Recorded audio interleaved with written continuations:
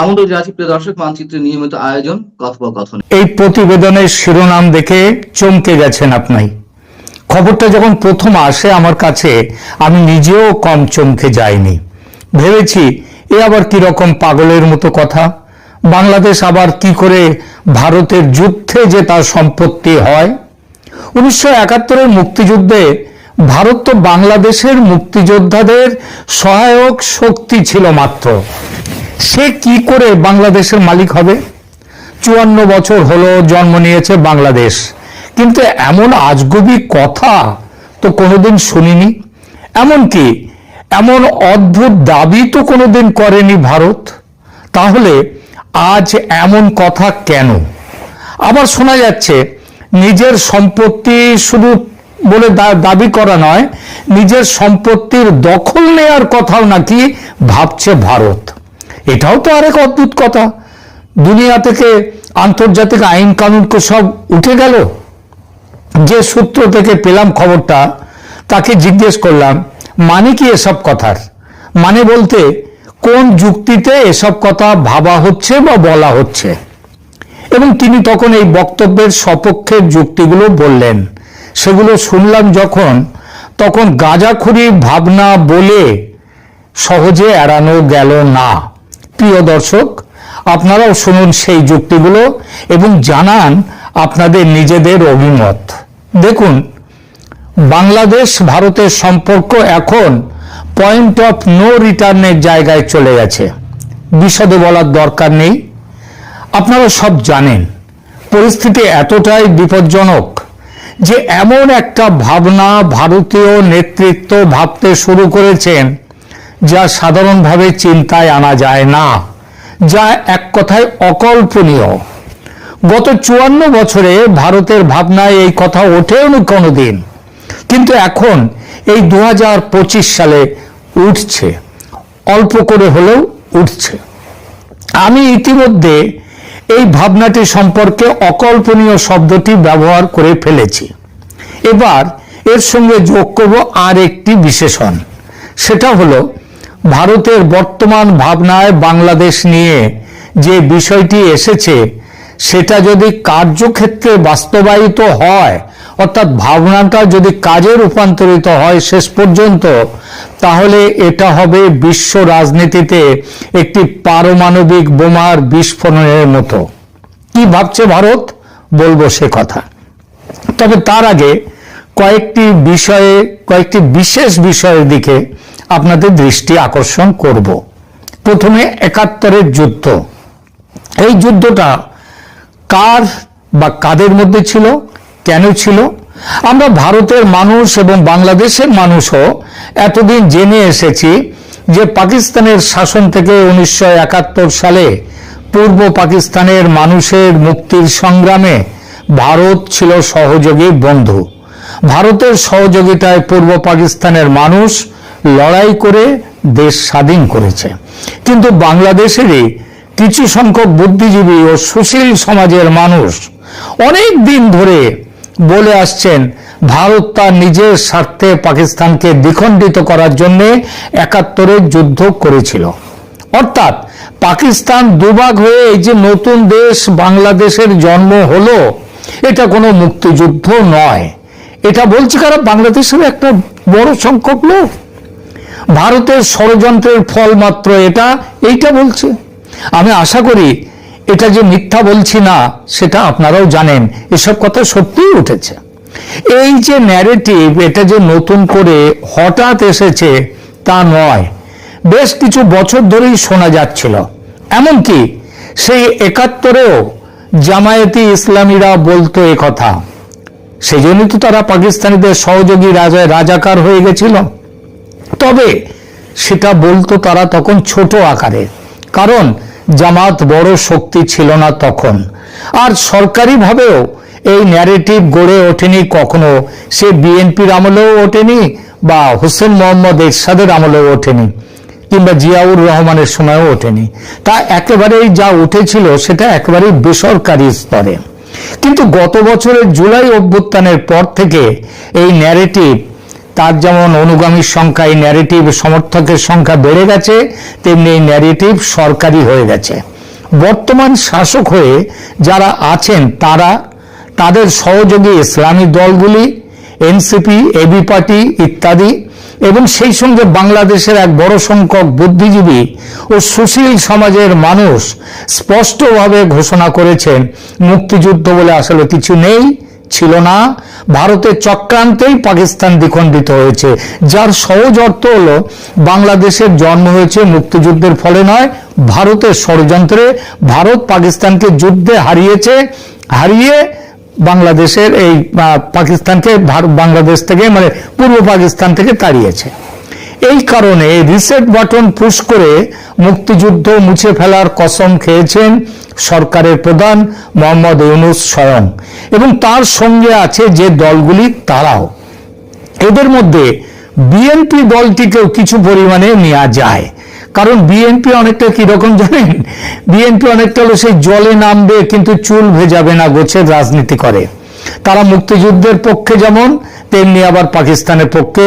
মুক্তিযুদ্ধের বিরোধী জামাত, তাদেরকেও শয্যাসঙ্গী করেছে এরা। অর্থাৎ সেই যে আছে না স্বর্ণলতায়, আমি দুধও খাবো তামাকও খাবো, স্বর্ণলতা নয়, এটা অন্য একটি আলালের ঘরের দুলালে উপন্যাসে আছে কথাটা। এই জন্য বাংলাদেশ ভারতের কাছে ৭১-এর ঋণ তো স্বীকার করেই না, বরং আবার নতুন করে বাংলাদেশ পাকিস্তান হতে চাইছে, পূর্ব পাকিস্তান। ভারতের সঙ্গে শত্রুতা এবং পাকিস্তানের সঙ্গে মিত্রতা, এই হলো বর্তমান বাংলাদেশের নীতি। এ কারণেই ভারতের বিরুদ্ধে অকথা কুকথার বন্যা, ভারতের পূর্ব উত্তর পূর্ব অংশ দখল করে নেওয়ার হুমকি, ভারতের বিচ্ছিন্নতাবাদীদের বাংলাদেশে আশ্রয় দেয়া, ভারতীয় হাই কমিশনারকে লাথি মেরে বিদায় করা, আর পুরো ভারত জুড়ে তাদের সেই সাম্রাজ্য তৈরি করা, এইসব কথাগুলো উঠছে প্রকাশ্যে। এসব কথা যে শুধু নাবালকরা বলছে তা নয়, অবসরপ্রাপ্ত সেনাকর্তারা সমেত বাংলাদেশ অন্তর্বর্তী সরকারের উপদেষ্টারা, এমনকি স্বয়ং প্রধান উপদেষ্টা নোবেলজয়ী ডক্টর মোহাম্মদ ইউনূস পর্যন্ত একই কথা বলছেন, ভাষার কিঞ্চিত বদল ঘটিয়ে।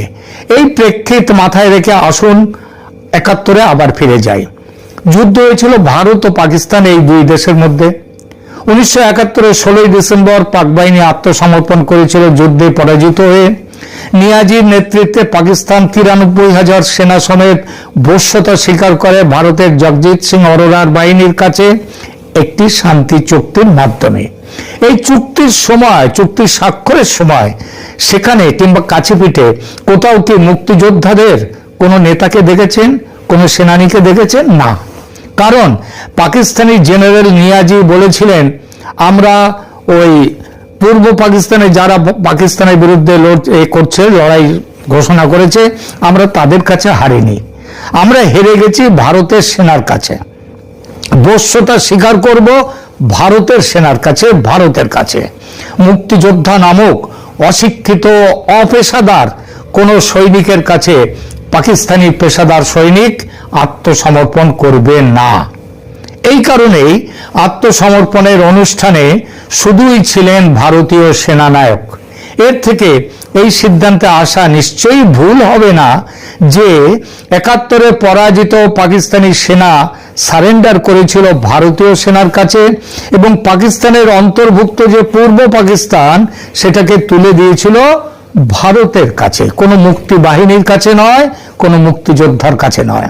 যুদ্ধের নিয়ম অনুসারে বিজয়ী পক্ষের দখলে চলে আসে পরাজিতের সমস্ত সম্পত্তি। এর অর্থ পূর্ব পাকিস্তান, যা কিনা বর্তমানের বাংলাদেশ, তার আসল মালিকানা ৭১-এর ১৬ই ডিসেম্বর এসে গিয়েছিল ভারতের হাতে। ভারত সেটা পরে দিয়েছিল বঙ্গবন্ধু মুজিবুর রহমানের জিম্মায়। বন্ধুত্বের নিদর্শন। ভুল বললে শুধরে দেবেন, তবে ভদ্র ভাষায়। যদি রাগ হয় আমার কথা শুনে, তাহলে আমাকে গালি না দিয়ে গালি দেবেন তাদের, যাদের জন্য বাংলাদেশের জন্মের ৫৪ বছর পর ভারত এসব কথা ভাবতে বাধ্য হচ্ছে, এবং আমরা এই কথাগুলো বলছি। ৭১-এ 16,000 ভারতীয় সেনার আত্মবলিদানে কয়েক হাজার কোটি টাকা খরচ করে পাকিস্তানকে যুদ্ধে পর্যুদস্ত করে ভারত জিতে নিয়েছিল যে ভূখণ্ড, পৃথিবীর অন্য বহু দেশের মতো সেই ভূখণ্ড জোর করে দখল করে রাখেনি অন্যরা যা করেছে। ভারত একটি সুভদ্র দেশ বলে এত আত্মত্যাগের বিনিময়ে অর্জিত জয়ের প্রাপ্তি নিজের দখলে রাখেনি। কিন্তু বর্তমান অবস্থার প্রেক্ষিতে ভারতকে ভাবতে হচ্ছে সেদিনের জয় করা ভূখণ্ডকে আবার নিজের দখলে নেবে কি না। এটা যেমন ভারতের নিজের সুরক্ষার জন্য জরুরি, তার চেয়ে বেশি জরুরি বাংলাদেশের সাধারণ শান্তিপ্রিয় মানুষের জন্য। কি বললেন? সারা পৃথিবী জুড়ে ছিছি করবে সবাই, ভারতের সমালোচনা করবে, জাতিসংঘের সনদ এবং আন্তর্জাতিক কানুন অনুযায়ী এটা ঘোর বেআইনি, এইটা বলছেন, ঠিক, খুব ঠিক কথা বলছেন। কিন্তু বাস্তবে বহু বহু এরকম উদাহরণ আছে যেখানে যুদ্ধ জয়ের পর অধিকৃত ভূখণ্ড ছেড়ে চলে যায়নি, এমন বহু দেশ আছে এই বিংশ শতাব্দীতেও। একটা ছোট্ট তালিকা দু কথায় দিচ্ছি, শুনুন। রাশিয়া এবং ইউক্রেন, যেটা এখন চলছে, এটি বর্তমান বিশ্বের সবচেয়ে আলোচিত উদাহরণ। 2014 সালে রাশিয়া ইউক্রেনের ক্রিমিয়া দখল করে নিয়েছিল এবং রাশিয়ার মূল ভূখণ্ডের সঙ্গে যুক্ত করে নিয়েছিল। আন্তর্জাতিক সম্প্রদায়ের বড় অংশ একে অবৈধ বলে গণ্য করে। তারপরেও দেখুন 2022 সালে পূর্ণমাত্রায় আক্রমণের পর রাশিয়া ইউক্রেনের একটা বিরাট অংশ দখল করে নিয়েছে। ডনেৎস্ক, লুহানস্ক, খেরসন, জাপোরিজিয়া, এইসব অঞ্চলগুলো রাশিয়া তাদের নিজেদের অংশ বলে দাবি করেছে। এমনকি কয়েকটি জায়গায় তো ভোট পর্যন্ত করে সেখান থেকে মানুষের কথা নিয়ে এসছে যে তারা রাশিয়ার সঙ্গে থাকতে চায়। দ্বিতীয় উদাহরণ দিই ইসরায়েলের। দেখুন 1967 সালের 6 দিনের যুদ্ধে সেই সময় থেকে ইসরায়েল বেশ কিছু এলাকা নিজেদের নিয়ন্ত্রণে রেখেছে। এই এলাকাগুলো আগে জর্ডানের ছিল, বর্তমানে এখানে ইসরায়েলি বসতি এবং সামরিক নিয়ন্ত্রণ। আরও আছে গোলান মালভূমি, এটা সিরিয়ার ভূখণ্ড ছিল। 1981 সালে ইসরায়েল এটা নিজেদের দখলে নেয় যুদ্ধ করে। 3 নম্বর উদাহরণ দিচ্ছি মরক্কো, পশ্চিম সাহারা, উত্তর পশ্চিম আফ্রিকার একটি বিতর্কিত অঞ্চল। 1975 সালে স্পেন এই এলাকা ছেড়ে চলে যাওয়ার পর মরক্কো এই এলাকার 80% এলাকা নিজেদের দখলে নিয়েছে। এরপরে আসি, এগুলো কিন্তু সবই কিন্তু জাতিসংঘ সারা বিশ্ব তার প্রতিবাদ করেছে, কানে তোলেনি কেউ। চতুর্থ উদাহরণ দিই তুরস্ক।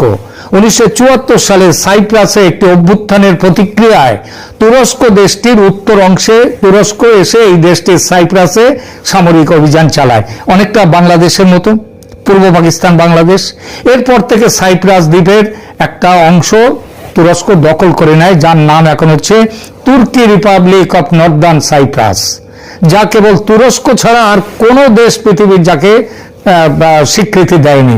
আন্তর্জাতিকভাবে এটা এখনো সাইপ্রাস প্রজাতন্ত্রের অংশ, কিন্তু দখলে আছে কার? তুরস্কের। এরপরে দেখুন ভারতের ঘরের মাঠে আসুন এবার। 1962 সালের ভারত চীন যুদ্ধের পর থেকে চীন ভারতের এক বিশাল ভূখণ্ড, যার নাম আকসাই চীন, নিজেদের দখলে রেখেছে। এবং এই অঞ্চলটা কিন্তু কম নয়, 38,000 বর্গ কিলোমিটার, যা সুইজারল্যান্ডের মতো একটি দেশের মতনই বড়। আকসাই চীন ছাড়াও অরুণাচল প্রদেশের পর্যন্ত চীন বলছে যে এটা তাদের অংশ, তাদের সেই দাবি এখনো করে যাচ্ছে। তাতে কে কি, পৃথিবীর কে কোথায়? রাশিয়ার সিকিউরিটি কাউন্সিলের পার্মানেন্ট মেম্বার চীনও তাই। সুতরাং কে কি বলবে সেটা আদৌ কোনো বিষয় নয়। আর পূর্ব পাকিস্তান বা বাংলাদেশের ক্ষেত্রে ভারতের তো ন্যায্য অধিকার আছে। ওই যে আগেই বললাম, 71 যুদ্ধের পর পরাজিত পাকিস্তান তার এই পূর্ব পাকিস্তানকে ভারতের হাতে তুলে দিয়ে চলে গিয়েছিল। ভারত সেটা তুলে দেয় বন্ধু মুজিবুর রহমানের হাতে, এবং ভালো মানুষের মতো মুজিবুর রহমানের কথায় সমস্ত সেনা প্রত্যাহার করে ফিরে এসেছিল, 1 ইঞ্চি জমি নিজেদের দখলে রাখেনি। তারপরেও হচ্ছে কিনা বলা হচ্ছে ভারত প্রভুত্ববাদী, ভারত শোষণ করছে বাংলাদেশকে, লাথি মেরে তাড়ানো হবে ভারতের হাই কমিশনারকে। বাংলাদেশের বর্তমান নেতৃত্ব যা করছে ভারতের বিরুদ্ধে, তাতে ভারত একান্ত সভ্য ও ভদ্র দেশ বলে চুপ করে আছে। কিন্তু আর বোধহয় ভদ্র থাকা সম্ভব হচ্ছে না ভারতের পক্ষে। গত পরশুর প্রতিবেদনে বলেছিলাম বাংলাদেশের সামরিক অভিযানের ব্যাপারে ফয়সালা নিয়ে ফেলেছে ভারত। সেনাকে সবুজ সংকেত দিয়ে দিয়েছেন ভারতের রাষ্ট্রপতি যে কোনোদিন ভারত ঝাঁপিয়ে পড়তে পারে। প্রতিবেদনে বলেছিলাম রংপুর ও চট্টগ্রাম নিয়ে নেয়ার পরিকল্পনাও আছে ভারতের। কিন্তু শুধু এটুকু নয়, একটা প্রবল মত এমনও চলছে আছে ভারতের নেতৃত্বের উঁচু মহলে, যারা চাইছে ৭১-এ যে দেশ দখল করে নিয়েছিল ভারতীয় সেনা, যে ভূখণ্ডকে ভারতের হাতে তুলে দিয়ে চলে গিয়েছিল পাকিস্তান, সেই ভূখণ্ডে নিজেদের ন্যায্য অধিকার পুনরায় কায়েম করবে ভারত। বাংলাদেশ সেনা প্রতিরোধ করবে। ভারতের সেনার সামনে বাংলাদেশের সেনা সেই প্রতিরোধ বালির বাঁধ। বাংলাদেশের জনগণ প্রতিবাদে ফেটে পড়বে? ফাটবে না। যেমন শেখ হাসিনার 16 বছরের ওই গত বছরের জুলাই ছাড়া বাকি অংশ জনগণ ফেটে পড়েনি, চুপচাপ বসেছিল ঘরে, তেমনি কিংবা তারা শান্তিতে ছিল, এখনো তারাই তাই থাকবে, ফাটবে না, ঘরে বসে যাবে সব। ভারত যদি অধিগ্রহণের পক্ষে ভোটাভুটি চায়, এবং সেটা করবার ইচ্ছাও নাকি আছে, তাহলে দেখা যাবে বেশিরভাগ মানুষ বলবে আমরা ভারতের একটি অঙ্গরাজ্য হয়ে থাকতে চাই। ধর্ম, হিন্দুদের অধীনতা মানবে বাংলাদেশের মুসলিম জনতা, এইটা বলছেন? কেন মানবে না? বাংলাদেশে যত মুসলিম আছে তার চেয়ে অনেক বেশি মুসলিম আছে ভারতে। ভারতের একাধিক রাজ্য মুসলিম সংখ্যাগরিষ্ঠ। তারা কি ভালো নেই? ভালো আছে। বাংলাদেশের থেকে অনেক অনেক গুণ বেশি ভালো আছে। সবচেয়ে বড় কথা, প্রতিবাদ, প্রতিরোধ, নাশকতা রোধ করার ক্ষমতা আছে ভারতের। এই চেষ্টা কি হয়নি ভারতের মাটিতে? আগে হয়েছে, কিন্তু লাভ হয়নি। ফুৎকারে উড়ে গিয়েছে সব। বাংলাদেশের বিচ্ছিন্নতাবাদীদের, জঙ্গিদের বেলাতেও ফুৎকারে উড়ে যাবে। কিন্তু যে শত্রুতা নিয়ে ভারতের পেটের মধ্যে থাকা বাংলাদেশ আর চলছে, সেটা আর থাকবে না। এটাই ভারতের স্বস্তি। আপাতত এটুকুই। ধন্যবাদ।